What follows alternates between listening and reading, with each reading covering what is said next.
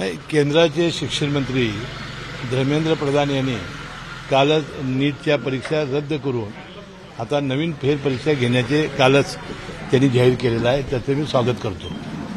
आपल्याला माहिती असेल की मुंबईमध्ये मी कार्यालयात असताना मला पालक आणि विद्यार्थी भेटले होते आणि या नीटच्या परीक्षेमध्ये जो अन्याय झालेला आहे त्याचं कथाकथन त्यांनी केलेलं होतं.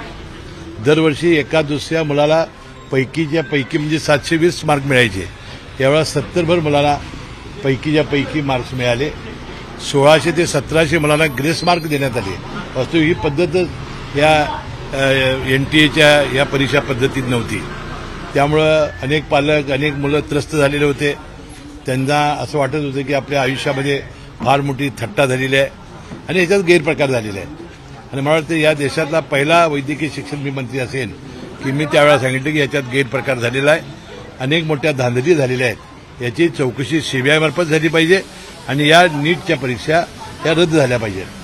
त्याप्रमाणे सुप्रीम कोर्टाने 2 निर्णय घेतले होते. एक ग्रेसमार्क रद्द केले होते आणि त्यांना फेरपरीक्षा घेण्यासाठीचा त्यांना चॉईस दिला होता आणि त्यांनी समुपदेशन कॅन्सल केलेलं नव्हतं. त्यामुळे प्रवेश प्रक्रिया सुरू राहणार होती. परंतु काल केंद्र सरकारनं यामध्ये काहीतरी गैरप्रकार घडलेला आहे मान्य केलं आणि त्यांनी नवीन परीक्षा घेण्याचे आदेश दिले. त्याबद्दल मी त्याचं मनपूर्वक स्वागत करतो. आणि आमच्या वैद्यकीय शिक्षण विभाग हा पहिला विभाग आहे की आम्ही सांगितलं होतं की ह्या प्रवेश प्रक्रिया रद्द करा आणि ह्या फेरपरीक्षा घ्या.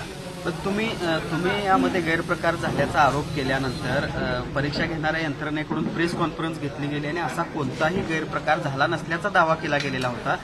त्यावेळी तुमचा दावा खोडून काढण्याचा प्रयत्न संबंधित यंत्रणेनं केला. नाही, ठीक आहे, पण आता केंद्रीय मंत्र्यांनीच मान्य केल्यामुळं आता माझा दावा खरा होता हे सिद्ध झालेला आहे. एमपीएससी सारख्या परीक्षा घेण्यासाठी यापुढे आयोगाची नेमणूक करा अशा प्रकारची मागणी अभिजित वंजारी यांनी केलेली आहे. काय सांगता?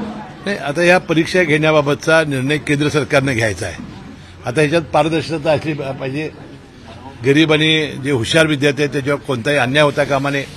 यासाठी जेवढ्या परीक्षा पद्धती आहेत, मग त्या भरती प्रक्रिया असतील किंवा परीक्षेसाठी बसायच्या प्रक्रिया असतील, यामध्ये पारदर्शकता असलीच पाहिजे आणि यासाठी असं गैरप्रकार होणार असेल तर कठोर शिक्षाही असली पाहिजे.